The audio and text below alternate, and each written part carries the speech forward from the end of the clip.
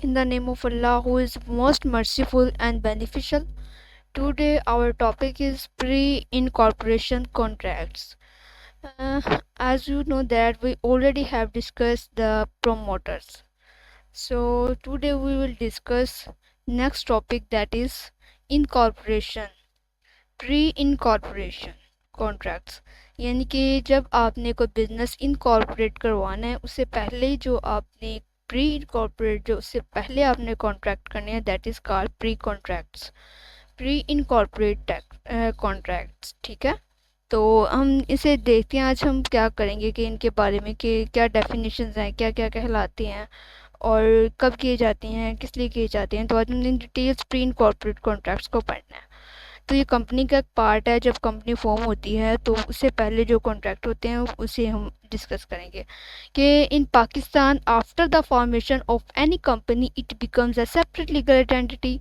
जब कंपनी एक फॉर्म हो जाती है तो वो क्या बन जाती है, एक सेपरेट लीगल एंटिटी बन जाती है। ठीक है, तो after that the company is able to form a contracts in the name and bear all the liabilities of an entity. यानी कि जब उसने रजिस्टर हो जाना है, जब उसने फॉर्म अप हो जाना है, तो वो उस काबिल हो जाती है कि वो अपना नाम की बिना पर अपने कॉन्ट्रैक्ट, अपनी लाइबिलिटीज़ को सर अंजाम दे सके, करवा सके और लोगों को परफॉर्म करवा सके, लोगों को लाइबल कर सके। पर जब वो अभी फॉर्म ही नहीं हुई तो क्या होगा? आफ्टर द इनकॉर्पोरेशन की भी बात हम कर रहे हैं, able to contract every even before the incorporation of the company. और वो उसके काबिल भी हो जाती है कि वो अपने इनकॉर्पोरेट जो कंपनी है उससे कोई कॉन्ट्रैक्ट भी कर सके, उससे पहले भी वो कॉन्ट्रैक्ट कर सके। These contracts are valid in the name of the promoters. और ये कॉन्ट्रैक्ट जो होते हैं वो वैलिड कंसिडर किए जाते हैं और प्रमोटर के नाम से वैलिड कंसिडर किए जाते हैं। And also known as pre incorporate contracts, उनको प्री इनकॉर्पोरेट कॉन्ट्रैक्ट्स भी कहा जाता है। आगे हम बात करेंगे प्री इनकॉर्पोरेट कॉन्ट्रैक्ट्स और preliminary contracts are made by the promoters. कौन बनाता है? प्रमोटर बनाता है, डायरेक्टर नहीं बनाता। चीफ एग्जेक्टिव, वो क्या पढ़ा था हमने, चीफ फाइनेंशियल ऑफिसर नहीं बनाता, चीफ एग्जेक्टिव ऑफिसर नहीं बनाता। कौन बनाता है? ये प्रमोटर बनाता है, जो कंपनी का प्रमोटर होता है। On the behalf of the company, company के बिहाफ पर बनाता है, जैसे कंपनी कर रही है। तो बिफोर इट इन कॉर्पोरेशन, से इन कॉर्पोरेशन होने से पहले, फॉर एक्वायरिंग सम प्रॉपर्टी और rights of the for the company, वो कुछ प्रॉपर्टी लेता है या कुछ राइट्स लेता है कंपनी के लिए। Free in corporation company, pre incorporation contract is binding on the company, ये कंपनी पर बाइंडिंग होते हैं। और promoters after incorporation when it according to the object of the company and is accepted after incorporation. यानी कि इसे बिल्कुल वैसे कंसिडर किया जाता है जैसे कि आफ्टर इनकॉर्पोरेशन किया हो। अभी इनकॉर्पोरेशन नहीं हुई लेकिन इन कॉन्ट्रैक्ट को ऐसे डील किया जाता है बिल्कुल वैसे जैसे कि इनकॉर्पोरेशन होने के बाद कंपनी ने करना है। आगे, after the acceptance of the incorporation होने के बाद contracts bye the company it should be communicated by two the parties. उसके बाद जो भी कॉन्ट्रैक्ट होने, इसका मतलब है कंपनी से कम्युनिकेट कर रही है, यानी कि इसके बारे में कम्युनिकेशन लाजमी होनी चाहिए। तो pre incorporative contracts get their validation for the specific relief act and company act. ये दोनों जो specific relief act and company act है वो इसे वैलिड कंसिडर करते हैं जो भी प्रीलिमिनरी कॉन्ट्रैक्ट होते हैं before the formation of contract, that is same as value that the after the formation of company. There are various types of pre incorporation contract. मुख्तलिफ किस्म के होते हैं ये contract that can be made by the company, जो कि company से बनाए जाते हैं अकॉर्डिंग टू देयर नीड, इसकी ज़रूरत के मुताबिक बनाए जाते हैं। जितनी इससे ज़रूरत है उतने कॉन्ट्रैक्ट बनाए जाते हैं। बिफोर इनकॉर्पोरेशन से पहले, इसे इनकॉर्पोरेट करने से पहले जितने ज़रूरी हो वो कॉन्ट्रैक्ट बनाए जाते हैं, जैसे कि लीज एग्रीमेंट्स। कंपनी आप बना रहे हैं, आपने कोई भी चीज़ लेनी है, कुछ प्रॉफिट, कोई प्रॉपर्टी आपने लेनी है, या फिर कोई लोन आपने लेना है, या फिर कोई भी एनीथिंग आपने एग्रीमेंट करना है। लीज एग्रीमेंट आप पहले करेंगे, एम्प्लॉयमेंट एग्रीमेंट करेंगे, किसी एम्प्लॉय जो रखने उनसे आप एग्रीमेंट करेंगे कि हमने कंपनी फॉर्म करने पहले आप उनको अरेंज करेंगे। फिर आप लीज एग्रीमेंट करेंगे, फिर आप फाउंडर्स एग्रीमेंट करेंगे, कौन कौन इसका फाउंडर होगा और इसके साथ एग्रीमेंट करेंगे। शेयर होल्डर्स एग्रीमेंट वगैरह आप कैसे करेंगे, that is pre incorporate contracts, ठीक है। तो that is why it becomes a very important legal document, इसलिए बहुत ही ज़रूरी लीगल डॉक्यूमेंट है फॉर एनी कंपनी, किसी कंपनी के लिए that is going to incorporated, जो कि कॉर्पोरेट करने के लिए समझा जाता है।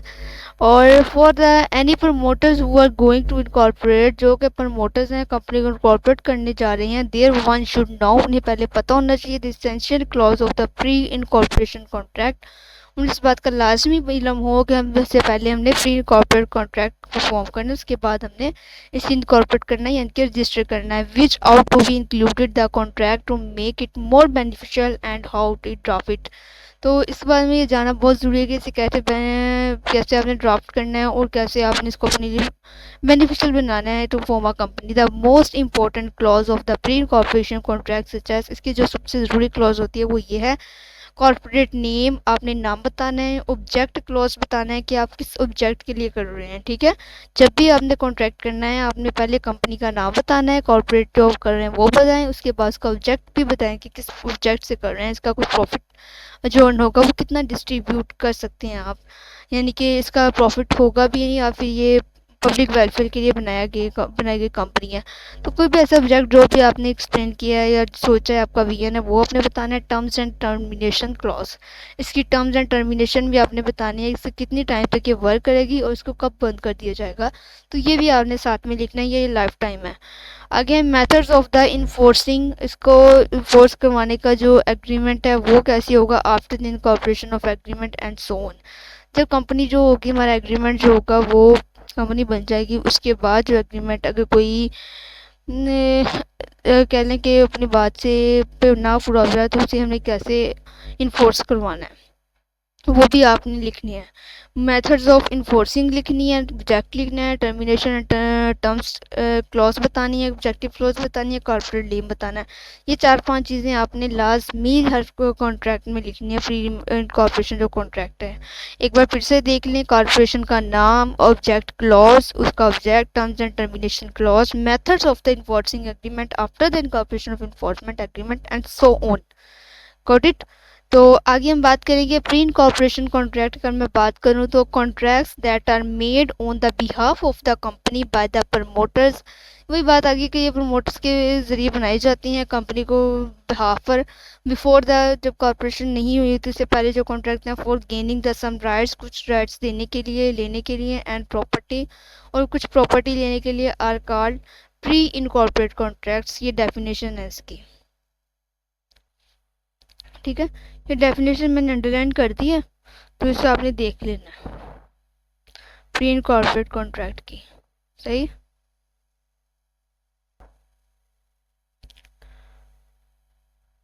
A corporate promoters is a firm or a person who does the preliminary work related to the formation of company, including its promotion, incorporation, and flotation, and solicit people to invest money in the company when it's being formed। यानी कि ये ऐसे contracts होते हैं जो कि company को form करने के लिए, इसकी प्रमोशन के लिए, इनकॉर्पोरेशन करने के लिए जो किए जाते हैं, इन्वेस्टर्स को इन्वाइट किया जाता है, वो सब हमारे प्री इनकॉर्पोरेशन कॉन्ट्रैक्ट का पार्ट कंसीडर किए जाते हैं। Therefore they are bound to promote their company at the operational level to make sure that the company is running successfully. इसका मतलब ये होता है ताकि कंपनी को स्मूथली, सक्सेसफुली, श्योरली इसके साथ रनिंग किया जा सके, इसमें कोई भी कमी पेशी ना रहे, ना तो इसमें कैपिटल में इन्वेस्ट करने में और ना ही शेयर होल्डर में। तो इससे पहले ही प्रीलिमिनरी कॉन्ट्रैक्ट कर लिए जाते हैं ताकि बाद में फॉर्मेशन के बाद मसला ना बने, स्मूथली इसे रेगुलेट किया जा सके। For that enter into various contract, इसलिए वेरियस कॉन्ट्रैक्ट किए जाते हैं। Pre in corporate contracts are those contract that are necessary to run a business और इनकॉर्पोरेशन, ये ज़रूरी होते हैं एक बिजनेस के लिए, एक कंपनी को रेगुलेट करने के लिए, इनकॉर्पोरेट करने के लिए, that is very essential. When the promoters make a preliminary contract, जब एक प्रमोटर प्री इनकॉर्पोरेटेड कॉन्ट्रैक्ट बनाता है, the company is just an artificial identity. वो क्या होता है, कंपनी एक आर्टिफिशियल आइडेंटिटी के तौर पर लेता है, जिसका मतलब that which means at that time, इसका मतलब होता है eight the time the company doesn't exist, जिसका मतलब होता है कंपनी अभी एग्जिस्ट नहीं कर रही, करेगी, लेकिन पहले कॉन्ट्रैक्ट करना लाजमी है। So basically it can not be executed, तो बेसिकली क्या होता है, एग्जीक्यूट नहीं किया जा सकता eight the time of incorporation. Incorporation के दौरान इनकॉर्पोरेट के दौरान इसे नहीं किया जा एग्जीक्यूट नहीं करवाया जाता, क्योंकि इसे पहले ही हमने तैयार करके रखने होते हैं। It will only the executed after the corporation is formed, तो इसे तभी वो एग्जीक्यूट करवाया जाएगा जब जो कंपनी है वो इनकॉर्म फॉर्म हो जाएगी। ठीक है, अब आपने देखिए एम्प्लॉय से कॉन्ट्रैक्ट कर लिया, आपने इन्वेस्टर से कॉन्ट्रैक्ट कर लिया, लेकिन वो एग्जीक्यूट नहीं होगी जब तक वो इनकॉर्पोरेट नहीं होगी। ऐसे नहीं होता कि वो पहले एग्जीक्यूट हो जाए। ठीक है, कॉन्ट्रैक्ट आपने किया है, ये बात नहीं हमने कॉन्ट्रैक्ट नहीं किया, कॉन्ट्रैक्ट आपने कर लिया है, ठीक है, डन, लेकिन वो एग्जीक्यूट तब होगा जब वो कंपनी इनकॉर्पोरेट हो जाएगी, तब भी वो इन्वेस्ट करना स्टार्ट करेंगे ना, जब उनके पास कमेंसमेंट ऑफ बिजनेस का सर्टिफिकेट आ जाएगा।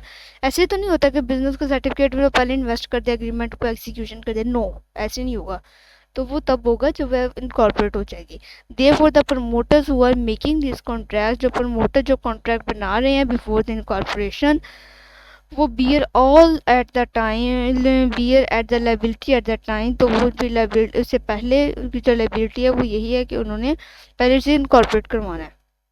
These contracts are form pre and not post incorporation, ये प्री कॉन्ट्रैक्ट है, पोस्ट इनकॉर्पोरेशन नहीं किए जा सकते, and therefore they are called the pre incorporate contracts, लिए हमें प्री इनकॉर्पोरेट कॉन्ट्रैक्ट कहते हैं, क्योंकि पहले ही डिसाइड किए जाते हैं ना, इसलिए हमें प्री इनकॉर्पोरेट कॉन्ट्रैक्ट कहते हैं।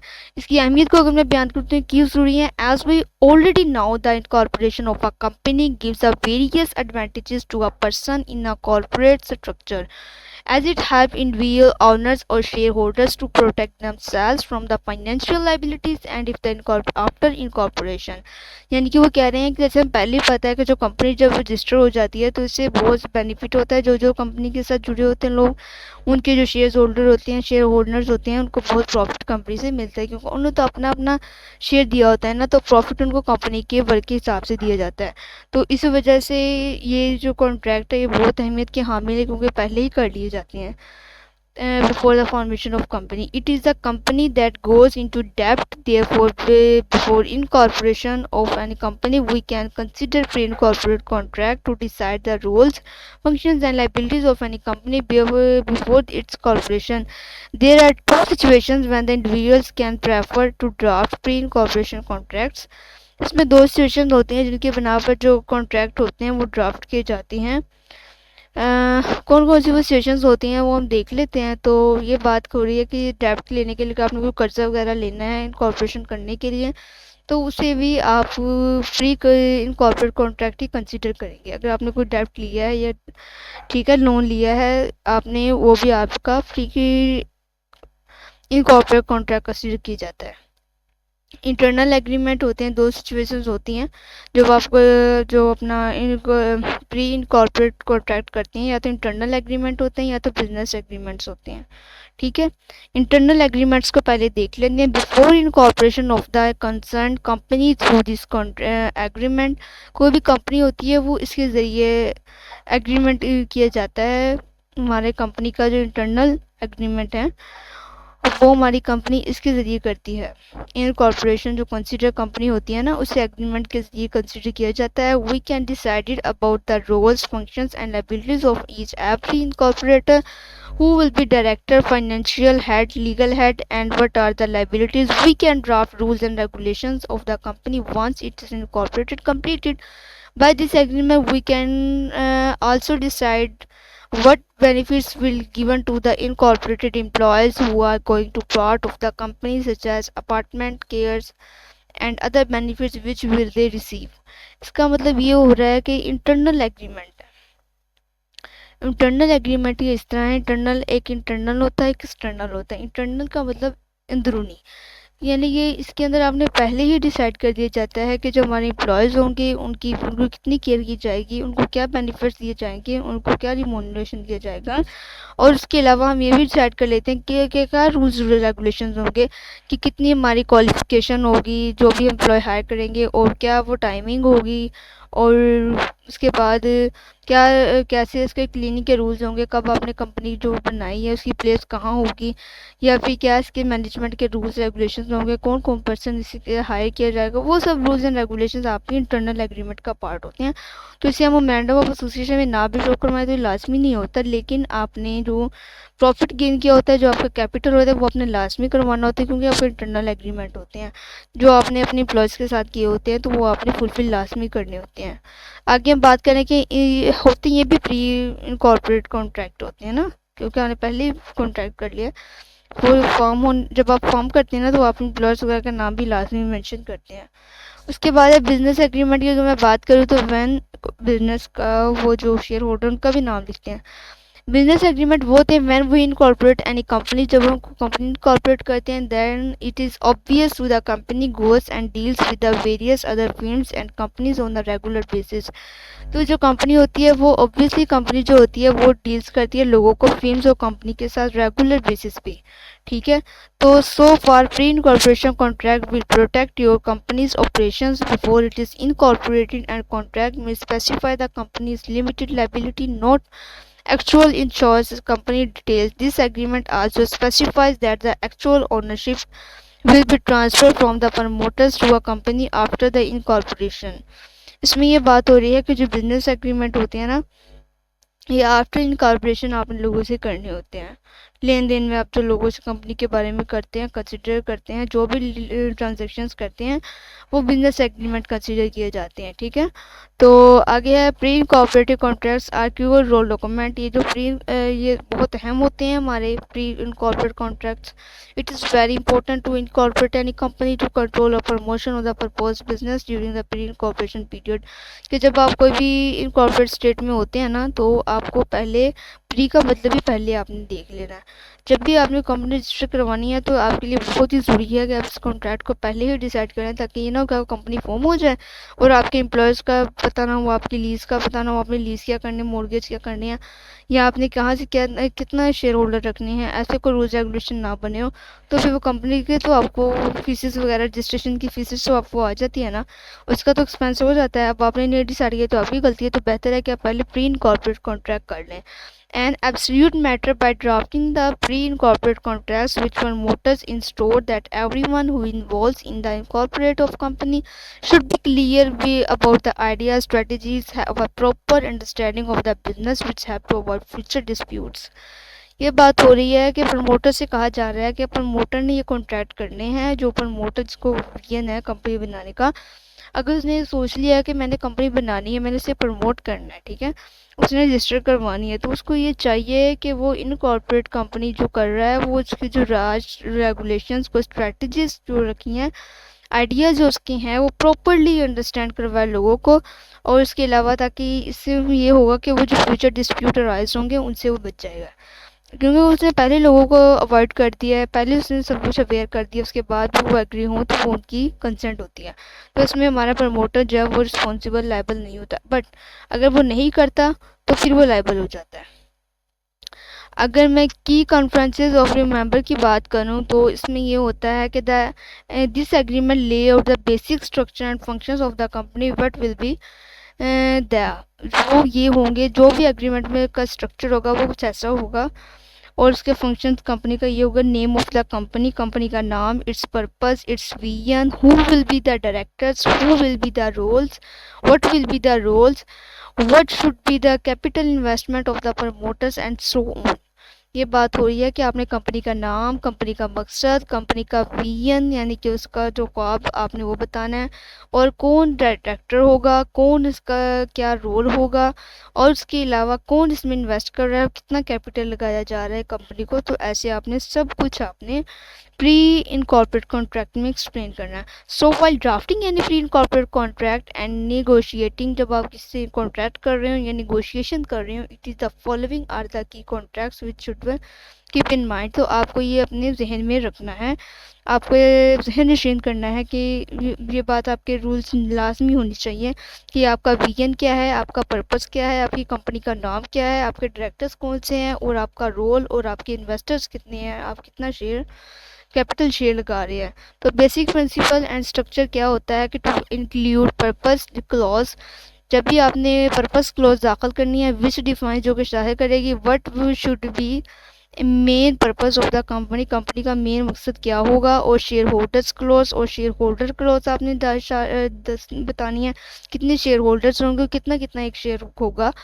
वच discuss the name of the share holders, और के साथ आपने शेयर होल्डर्स के नाम भी डिस्कस करने हैं, कॉर्पोरेट नाम भी बताना है, अपनी कंपनी का क्या नाम रखा है, कंपनी का एड्रेस भी बताना है, कैपिटल कंट्रीब्यूशन भी आपने बताना है कि आप कितना कंट्रीब्यूट कर रही हैं टू फॉर्म एनी कंपनी, ठीक है। And all the close of which gives the basic structure of the company, और तमाम क्लोजेज आपने इसमें शामिल करनी है जो कि ज़रूरी है कंपनी की बुनियाद के लिए। आगे स्टेज ऑफ इनकॉर्पोरेशन में आपने ये होगा कि when the drafting and negotiating the incorporation clause, जब आप ड्राफ्ट कर लेंगे निगोशिएबल इनकॉर्पोरेट क्लॉज फुलफिल कर लेंगे, when needs to go keep in mind, तब आपको पता होना चाहिए it should be better, it is the stage of incorporation should be the same as in the state which the business is going to carry out after the incorporation, although all the companies are incorporated through the Company Act 2017, which means all they are governed by law over all the country। बात ये हो रही है कि जब आपने pre incorporate contract कर ली है, ठीक है, तो आपकी इनकॉर्पोरेशन की स्टेज में आप आ गए हैं, अब आपकी स्टेट में आ गए हैं कि आप अपनी कंपनी को रजिस्टर करवाएं अंडर द कंपनी एक्ट, ठीक है। जो भी वो कानून लागू होता है कंपनीज इनकॉर्पोरेट, आप उसको रजिस्टर करवा लें ताकि आपकी जो कॉन्ट्रैक्ट हैं वो वैलिड कंसिडर किए जाएँ। प्रोस्पेक्टस बनाते हैं, उसमें बताते हैं कि मैंने ये कॉन्ट्रैक्ट ना किया है, मेरे इतने शेयर होल्डर्स हैं, तो वो सब कुछ आपका लीगल बन जाता है, आपकी लीगल आइडेंटिटी बन जाती है। कैपिटल कंट्रीब्यूशन आपने लाजमी बतानी है वाइल निगोशिएटिंग कैपिटल कंट्रीब्यूशन, जब आप कैपिटल कंट्रीब्यूशन पर बात कर रहे हैं it should be kept in mind, आपको लाजमी पता हो that the promoters with less capital contribution, जो प्रमोटर है वो कितना कंट्रीब्यूशन कर रहा है, should be get equal proportional rights, क्या वो भी उतने ही राइट्स रख रहा है जितने कि हमारे शेयर होल्डर्स के हैं, उससे ज़्यादा या कम। तो इन द डिसीजन मेकिंग, ताकि लोगों को आसानी हो फैसला करने के वो कितने शेयर होल्डर कितने करने चाहिए। No decision should be taken by the any partner promoters who major contribution without informing all the partners, कोई भी ऐसा फैसला नहीं लेना चाहिए अगर आपने कैपिटल कंट्रीब्यूशन कम या ज़्यादा करनी है तो आपने उन सबसे कंसल्ट करना है, एक मीटिंग अरेंज करनी है, ठीक है। कंट्रीब्यूशन के अलावा आपने कोई भी ऐसा काम, कोई भी ऐसी रिस्पॉन्सिबिलिटीज़ जो पार्टनर्स या प्रमोटर्स की होती हैं, उन्होंने कोई भी काम करना है, उन्होंने आपस में मशवरा लाजमी करना है, ऐसे नहीं कि वो अपनी मर्जी से जिसका जो दिल करे वो करे, ऐसे नहीं होता। आगे वोटिंग राइट्स की अगर मैं बात करूँ, clearly negotiate about the voting, वाज़ेह तौर पर बताया कि इतने वोट राइट होते हैं फॉर एनी डिसीजन मेकिंग, ताकि उन्हें डिसीजन मेकिंग करने में आसानी हो, ठीक है। वोटिंग राइट्स होते हैं, आपके पास राइट होता है क्लियर करने के लिए, अगर आपकी जो निगोशिएबल है, आप किसी से निगोशिएट कर रहे हैं, उसमें जो हमारा आइडियाज़ डिफरेंट है, तो वोटिंग का राइट होना चाहिए कि वो वोट करे कि मैं इस हक में हूँ, मैं इस हक में नहीं हूँ, ठीक है। क्लियरली निगोशिएट होना चाहिए, कोई भी कोरियन वगैरह इसमें शामिल नहीं होना चाहिए। अगर मैं ऑथराइज्ड पर्सन की बात करूँ तो while the negotiating instrument it must be decided who will be the authorised person, और ये भी कंसिडर किया जाता है ऑथराइज पर्सन, जैसे नेशनल असेंबली स्पीकर होता है ना, तो कोई ना कोई ऑथराइज पर्सन जिसे हम आर्बिट्रेटर अपनी लैंग्वेज में कहते हैं, तो कोई ना पर्सन ऐसा होना चाहिए जो इस बात को निगोशिएटिंग को विटनेसेस एज कह लें कि इन्फोर्स करवाया जा सके या फिर निगोशिएबल को स्मूथली किया जा सके, because he or she will be the person who is going to sign on all legal documents to perform legal actions of the company in future, जो कि कंपनी के बारे में कोई भी काम किया जाएगा इन फ्यूचर, जो भी काम करेगी तो उसके अलावा जो भी साइंस वगैरह होंगे उसके बारे में उस पर्सन को मस्ट होना होनी चाहिए जो हम पर्सन को ऑथराइज करते हैं। ऑलवेज कीप इन माइंड, हमेशा आपको पता हो कि always keep in mind to draft in any way he is no authority to sign without the prior concern of the partners unless required, यानी कि आपको इस बात का पता होना चाहिए कि अगर हम कॉन्ट्रैक्ट साइन कर रहे हैं इसका मतलब है कि जो उसके राइट्स, किसी के राइट्स एंड ड्यूटीज वही आपके हैं, यानी कि सेम है, सही है। अगर आपने किसी से कोई पर्सन कोई भी काम करना है तो आपने इसे परमिशन लाजमी करनी है, उसके इन्फॉर्म लाजमी करना है, ठीक है। तो अगर आप इन्फॉर्म नहीं करेंगे, उसका ड्राफ्ट जो है कुछ ऐसी चीज़ ड्राफ्ट कर लेंगे जो कि हमारी कंपनी के अगेंस्ट है, हमारे रूल्स एंड रेगुलेशंस के अगेंस्ट है, तो हमारा ऑथराइज पर्सन वो इस बात को मस्ट चेक एंड बैलेंस रखेगा कि इसने ऑनेस्टली किया, फ्रॉड किया है। तो अगर मैं बात कर रहा हूँ इंपॉर्टेंट क्लोज की, अगर मैं बात बताऊँ, corporate name, incorporation, corporate address, directors, object clause, due date, company capital contribution, authorise person.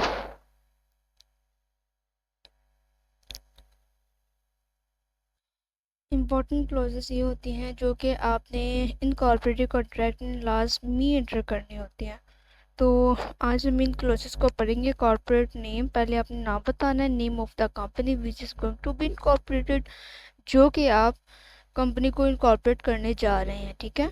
तो आगे इनकॉर्पोरेशन में आगे है the state in which the company is going to incorporated in future, जिससे जो हमारी कंपनी है वो रजिस्टर होने जा रही है। उसके बाद डेट वगैरह भी बतानी है आपने। इनकॉर्पोरेशन भी बताना है कि हमारी कंपनी कॉर्पोरेट रजिस्टर होने जा रही है। पहले तो आपने नाम बताना है, उसके बाद आपने ये भी बताना है कि इनकॉर्पोरेशन यानी कि रजिस्टर हो गया एससीसीपी में, security exchange commission of Pakistan में रजिस्टर होगी, ये भी आपने बताना है, नाम भी बताना है।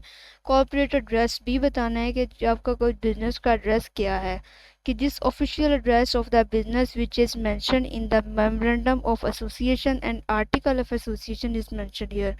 जो भी आपने एड्रेस वगैरह शामिल करना है वही एड्रेस आपने बताना है कॉन्ट्रैक्ट पे, जो कि आपने मेमोरेंडम ऑफ एसोसिएशन और आर्टिकल एसोसिएशन में लिखा है। ये नहीं कि मेमोरेंडम ऑफ एसोसिएशन में और बताया हो और कॉर्पोरेट एड्रेस में आप कोई और लिखा हो, ऐसे नहीं करना आपने। सेम लिखना है, जो आपका memorandum of association, article of association का एड्रेस है वही आपने मेंशन करना है, अदर कोई नहीं करना। डायरेक्टर्स का नाम बताना है आपने, name of all the propose directors must be mention here. तमाम प्रपोज डायरेक्टर जो भी आपने प्रपोज करने हैं वो भी मेंशन करें। ऑब्जेक्ट क्लोज लाजमी करें। It defines all the purpose and objects of the company once it is incorporated. जब एक कंपनी को इनकॉर्पोरेट किया जाता है तो उसका ऑब्जेक्ट क्या है, कि किस मकसद के लिए की जा रही है, पब्लिक वेलफेयर के लिए है, प्रॉफिट के लिए है, या फिर ये किसी हेल्थ के लिए या एजुकेशन के लिए, किसका ऑब्जेक्ट क्या है। तो it also describe the licence which may be required for the incorporation and how will be received and how it will be received. और आपने बताना है कि कॉरपोरेशन का लाइसेंस वगैरह है और उसके अलावा ये कब तक हमें रिसीव होगा।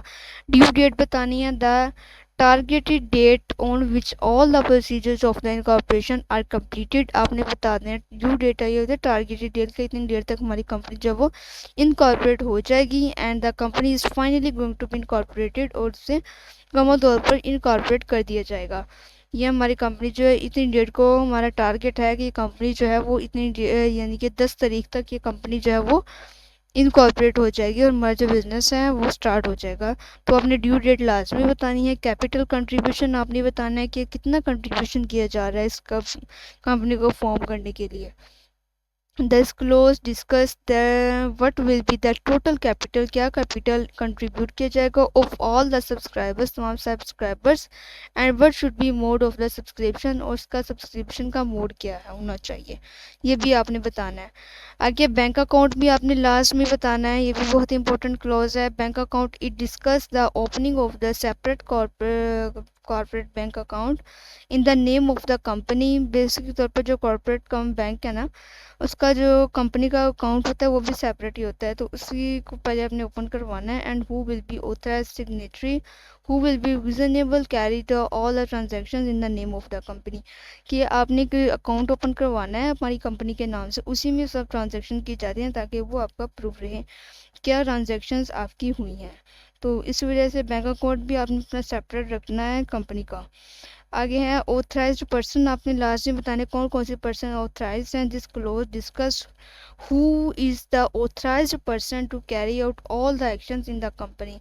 कोई पर्सन आपने लास्ट में कोई ऐसा पर्सन रखना है जिसकी अथॉरिटी हो, जिसके पास जिसको ऑथराइज किया गया हो कि वो साइन कर सकता है, कॉन्ट्रैक्ट के ऊपर साइन कर सकता है, वो उधार ले सकता है on the behalf of the company, company के बिहाफ पर, ठीक है। कोई ऐसा ऑथराइज पर्सन भी आपने लास्ट में रखना है।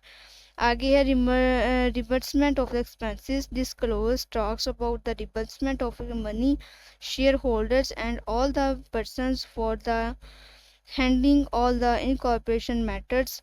ये रिबर्समेंट स्टेट होती है जिस जो कि शेयर होल्डर्स और कोई भी दूसरा शख्स जो कि इन कॉर्पोरेट मामला को देखता है, उसे जो भी एक्सपेंस होते हैं तो उसके बारे में ये बात करता है। रिमबर्समेंट ऑफ एक्सपेंसेस उसे कहा जाता है, ठीक है, जो डिस्कस नहीं होते लेकिन वो हो जाते हैं, तो वो रिमबर्समेंट एक्सपेंसेस में आएंगे। आगे कॉर्पोरेट स्टॉक की अगर मैं बात करूँ तो it is very important close, ये बहुत ही ज़रूरी होती है।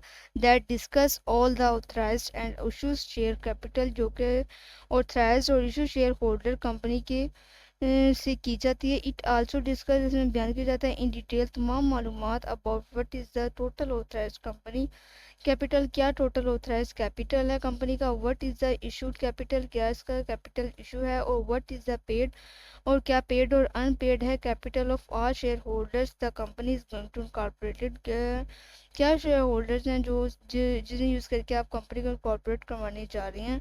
तो आपने सब कुछ ये क्लॉज में लास्ट में लिखना है। कॉन्फिडेंशियली क्लॉज आपने लिखनी है, इसमें ये होता है कि this clause discuss how to keep safe all the confidential information, ये भी आपने रखनी है कि ये मालूमात नहीं साइकिल जो कॉन्फिडेंशियल, लेकिन जो आपने रखनी है वो भी आपने बताना है कि हम ये कॉन्फिडेंशियल रखेंगे।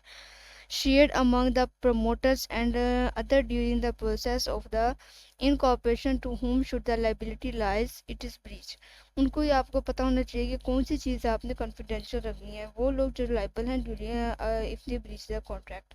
टर्मिनेशन भी आपने बताना है। The termination close discuss all the circumstances in which the agreement is terminated, इसमें तमाम क्लॉज में दिया जाता है कि कब कोई भी कॉन्ट्रैक्ट जो वो टर्मिनेट कर दिया जाएगा। For example if any of the party declare insolvent और आइदर बिकम्स इंसैन, अगर कोई कंपनी, अगर कोई पर्सन इंसॉल्वेंट हो जाता है या फिर वो इंसान यानी कि पागल या फिर फोत हो जाता है, तो एनी कोई प्रमोटर तो वो टर्मिनेट हो जाता है। तो ये सब कंडीशंस आपने लास्ट में लिखनी है।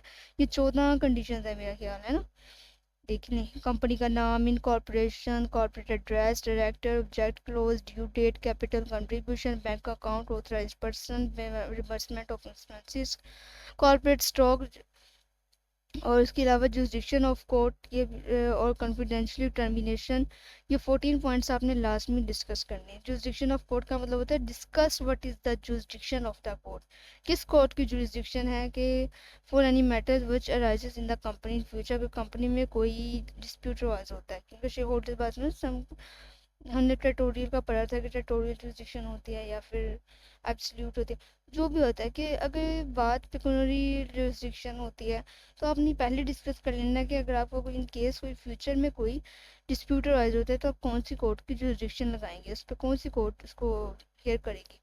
Therefore, there are the various other clauses that are drafted in a pre-incorporated contracts, such as damages to be paid, methods of incorporating the contract after the company is formed, dispute resolution, notice and clause so on। इसकी बात ये हो रही है कि कोई भी आप काम कर रहे हैं, आपने सब कुछ बताना है कि इनकॉर्पोरेटिव कॉन्ट्रैक्ट के अंदर, या उसके बाद अगर आपको कोई डिस्प्यूट रिवाइज होता है तो आपने उसे नोटिस दूसरे पर्सन को लाजमी करना है, तो फिर आपने कुछ के अगेंस्ट एक्शन भी लेना है। आगे इन्फोर्सिबिलिटी ऑफ इनकॉर्पोरेशन कॉन्ट्रैक्ट की अगर मैं बात करूँ तो इसको इन्फोर्स कैसे करवाया जाता है। अकॉर्डिंग टू द कॉन्ट्रैक्ट 1872, अगर हम 1872 के कॉन्ट्रैक्ट की बात करें तो pre incorporative contracts are not valid, ये क्या कि इन्हें वैलिड कंसिडर नहीं किया जाता। First for the formation of the contract this should be two parties and in the case of pre incorporative contracts the company is not incorporated at the time of agreement, hence no legal entity there is a contract or whose on the behalf of the contract is going to be made। यानी कि वो कह रहे हैं कि जो हमारा 1872 है ना, वो तो इस कॉन्ट्रैक्ट को शायद नहीं मानता, क्योंकि उसका मतलब है कि अभी तो कंपनी फॉर्म नहीं हुई, तो जिस कंपनी के नाम पे कॉन्ट्रैक्ट किया गया है तो ये अभी इन्फोर्स नहीं करवाए जा सकते, लेकिन इसको इन्फोर्स करवाया जाता है। The second reason is that pre incorporation contract parties for the agreement involves an agent of the company but without the presence of the principal itself. An agent cannot personally enforce or bind the principals on their behalf. In this case, the company that is principal is not legally present, and this agreement is that made before the incorporation of the company। क्या बात हो रही है, समझ आई नहीं है? बात ये हो रही है कि आपने कॉर्पोरेट कॉन्ट्रैक्ट करवाने हैं, ठीक है। हमारा जो कॉन्ट्रैक्ट है वो अकॉर्डिंग टू द सेक्शन 82 वो इन्फोर्स करवाए जाते हैं, बहुत से कॉन्ट्रैक्ट करवाए जाते हैं, लेकिन प्री कॉर्पोरेशन कॉन्ट्रैक्ट ऐसे होते हैं जो कि अभी इन्फोर्स इसलिए नहीं करवाए थे, कंपनी रजिस्टर नहीं हुई थे, प्री इनकॉर्पोरेट कॉन्ट्रैक्ट हैं, तो इस वजह से वैलिड कंसिडर नहीं किया जाता, लेकिन उन्हें कंसिडर कर लिया जाता है क्योंकि ये जो कॉन्ट्रैक्ट किए जाते हैं on the behalf of the principal किए जाते हैं। उनका जो प्रिंसिपल कोई एजेंट वगैरह है वो करता है, ठीक है। कंपनी खुद तो नहीं करती ना, कंपनी तो रजिस्टर होनी है, तो इसलिए इनको लीगली कंसिडर किया जाता है और इनकॉर्पोरेशन से पहले इन्हें इन्फोर्स नहीं करवाया जाता। Therefore when the promoters of any company form a contract for the purpose of the company before its incorporation, जबकि प्रमोटर कंपनी रजिस्टर होने से पहले कोई कॉन्ट्रैक्ट करता है, it is said to the company has accepted the agreement and warranted, और company जो होती है इसको क्या करती है, इसे एक्सेप्ट करती है और वारंटेड, और it also communicated the other parties, और अदर पार्टी के साथ कम्युनिकेट कर सकती है। This means that the promoter of the company on the behalf of the said company has accepted to the agreement and it is incurred liability of the contract, it will be assumed that the promoter have communicated the same other parties, कि वो दूसरी parties के साथ भी ऐसे ही contract करेंगे करते हैं। क्या बात समझ आई? इसमें बात ये आ रही है कि जो प्रमोटर्स कॉन्ट्रैक्ट करते हैं उन्हें कंसिडर किया जाता है वैलिड, अगर वो नहीं उसे फुलफिल करते, जिनके साथ कॉन्ट्रैक्ट किए जाते हैं जो एक्सेप्ट नहीं करते तो उनके खिलाफ उनको अरेस्ट कर लिया जाता है, उन पर पेनल्टी लगा दी जाती है। और उसके अलावा बात ये हो रही है कि अनकर लाइबिलिटीज़ कॉन्ट्रैक्ट अज्यूम कंसिडर करते हुए उनको लाइबल कर दिया जाता है क्योंकि उन्होंने प्री इनकॉर्पोरेशन कॉन्ट्रैक्ट का कहा था लेकिन किया नहीं। आगे, in short, pre incorporation contract are the preliminary contract that are form before the incorporation of a company. This is basically help the company set up the rules and regulations for the future. It decides the roles and responsibilities of all promoters for shareholders who are going to be a part of the company in future, which helps in dispute resolution which may happen in the case of ambiguities. It might seem that the pre-incorporation contract have no legal validity, but they are valid and valuable, which help to promoters of the company to gain rights and properties before the incorporation of any company. Pre-incorporation contract may or may not be undertaken by the company after its incorporation. It is totally dependent upon the promoters of the company whether they want to incorporate or not to it. ये सब कुछ उनके promoters पे होता है कि वो इसे इनकॉर्पोरेट करवाएं या ना करवाएं, लेकिन जो कॉन्ट्रैक्ट वो कर लेते हैं तो वो कंपनी फॉर्म होने के बाद वो इन्फोर्स करवाई जा सकती हैं। आगे, it is totally depend upon the promoters of the ये बात पूरी, it can be incorporated by innovation. इससे इनकॉर्पोरेटेड जो होते हैं या तो इनोवेशन होते हैं, इनका नाम चेंज कर दिया जाता है, कोई तब्दीली कर दिया, नया बनाया जाता है, और by only accepting the benefits of the contract either express or implied. और ये जो कॉन्ट्रैक्ट होते हैं ये बेसिकली एक्सेप्ट किए जाते हैं, ये फ़ायदे के लिए बनाई जाती हैं एक्सप्रेसली और इम्प्लाइडली, ठीक है। कंपनी के एक्सप्रेसली और इम्प्लाइडली का मतलब ये होता है कि या तो वाज़ेह तौर पर कंपनी के बेनिफिट्स बता दिए जाते हैं या तो इम्प्लाइडली तौर पर हर किसी को पता होता है कंपनी इनकॉर्पोरेटोरियस से हमें भी कोई बेनिफिट होगा तो वो शेयर होल्ड करते हैं, तो वो इनकॉर्पोरेशन कॉन्ट्रैक्ट में इन्वेस्ट भी करते हैं और पार्टिसिपेट भी करते हैं, और उसके बाद से इन्फोर्स भी करवाया जाता है, और अगर इन्फोर्स करवाने के बाद इन्हें पेनल्टी भी इम्पोज कर दी जाती है और अगर वो कॉन्ट्रैक्ट को फुलफिल नहीं करते। समझ आ रही है कि नहीं आ रही बात? अभी भी आपकी पई है, अभी भी आपको लग रहा है नहीं समझ आ रही। इन्फोर्सिबिलिटी में ये हो रहा है कि कॉन्ट्रैक्ट आपने करने हैं, ये नहीं कि आपने कॉन्ट्रैक्ट नहीं करने, आपने प्री इनकॉर्पोरेट कॉन्ट्रैक्ट करने हैं, उसके बाद आपने रजिस्टर करवाना है, रजिस्टर करवाने के बाद आपने इन्फोर्स करवाना है। उसके बाद अगर पार्टीज जो है वो कह लें कि फ्रॉड करती हैं या फिर अपनी कई बातें वो कर जाती हैं, वो फिर आपने इन्फोर्स करवाना है, अदरवाइज़ आपके कॉन्ट्रैक्ट हैं वो फुलफिल है, आपने किए हैं, प्री कॉन्ट्रैक्ट आपने किए हैं, अभी कंपनी रजिस्टर्ड है, अभी कंपनी वर्क करेगी। समझ आ रही है बात की नहीं आ रही? तो बात ये हो रही है कि पहले जो हमारा 1872 है वो ये कॉन्ट्रैक्ट को नहीं कहता कि आप इसे इन्फोर्स करवाएं, क्योंकि इन्फोर्स वो इसलिए नहीं कहता क्योंकि अभी तो आपकी कंपनी रजिस्टर नहीं हुई जिस नाम पे आपने किया, जब रजिस्टर होगी है तो फिर वो कॉन्ट्रैक्ट जो है वो आपके वैलिड कंसिडर कर लिए जाते हैं। समझ आ गई बात की नहीं आ रही? जिसका मकसद ये होता है कि आपने बिफोर कॉर्पोरेशन आपने कॉन्ट्रैक्ट करना है, उसके बाद आपने इसको एग्जीक्यूट करना है, क्योंकि जब आपने ये 14 क्लोज लिखनी, इसका टर्मिनेशन बता दिया, कॉन्फिडेंशियलिटी बता दी, जुरिस्डिक्शन बता दी, कॉर्पोरेट स्टॉक बता दिया, उसके अलावा रिमबर्समेंट एक्सपेंसेस बता रही है, बैंक अकाउंट बता रही है, capital contribution, due date, authorise person भी आपने बता दिया, कंपनी का नाम भी बता दिया, उस पर डेट भी बता दी कि इस तरीके का कॉर्पोरेट हो जाएगी, तो एड्रेस भी बता दिया। अब भी वो क्या कह सकता है कि वो मुकर जाए, अगर वो मुकर जाए तो फिर तो इन्फोर्स ही करवाना है ना, तो इन्फोर्स में पेनल्टी इम्पोज की जाती है, बात ये हो रही है। सही है, आई होप आपको समझ आ गई होगी। बाकी इंग्लिश में वही चीज़ें लिखी होती हैं जो कि मैं आपको उर्दू में बता देती हूँ, तो बात ये घुमा फिरा के आ जाती है कि आप लोग को थोड़ा ना तवज्जो देनी पड़ेगी तो आपको समझ आएगा। बेसिक पर्पस इसका ये होता है कि state of incorporation capital contribution किया जाए, और उसके अलावा वोटिंग राइट्स हो जाते हैं, ऑथराइज पर्सन हो जाता है, ये तो आपको पता लग गया है। बेसिक एग्रीमेंट होते हैं या इंटरनल एग्रीमेंट होते हैं। इंटरनल एग्रीमेंट जो कि एम्प्लॉयज़ वगैरह के साथ किए जाते हैं, लीज के लिए किए जाते हैं। बिजनेस एग्रीमेंट जो कि आपकी इनकॉर्पोरेशन किए जाते हैं और स्पेसिफिकली कंपनी के लिए किए जाते हैं, और कंपनी जो होती है उसकी अपनी ओनरशिप होती है, आपको पता है वो प्रॉपर्टी ओन कर सकती है। अगर मैं इसकी अहमियत की बात करूँ तो ये बहुत ही अहम है टू फॉर्म एनी कंपनी, क्योंकि कोई भी कंपनी फॉर्म होती है तो उसकी दो सिचुएशन होती हैं, और इसलिए इसे दो कॉन्ट्रैक्ट में डिवाइड कर दिए जाते हैं, इंटरनल एग्रीमेंट और एक्सटर्नल एग्रीमेंट। तो प्री कॉर्पोरेट कॉन्ट्रैक्ट बहुत ज़रूरी है टू रेगुलेट अ कंपनी। तो जब भी आपने को कॉन्ट्रैक्ट करना है उसमें अपने नाम, उसका मकसद, उसका टर्मिनेशन क्लॉज, उसका मेथड इन्फोर्सिंग का आपने लाजमी रखना है, और उसके अलावा आपने जो कॉन्ट्रैक्ट करने हैं वो या तो लीज एग्रीमेंट हो गए, एम्प्लॉयमेंट एग्रीमेंट हो गए, फाउंडर्स एग्रीमेंट हो गए, शेयर होल्डर्स एग्रीमेंट वगैरह आपने प्री कॉन्ट्रैक्ट का कंसिडर कहा जाता है, और वो कंसिडर किया जाता है pre incorporate contract, that is essential for incorporation of company. Pre का मतलब होता है पहले, इनकॉर्पोरेशन से पहले जो कॉन्ट्रैक्ट आपने करने हैं। सही है, तो आज के लिए इतना ही। मुझे नहीं लगता अभी आप लोगों में कोई कन्फ्यूजन रहती होगी, अगर आपको लगता है कोई है तो आप मुझे पूछ सकते हैं।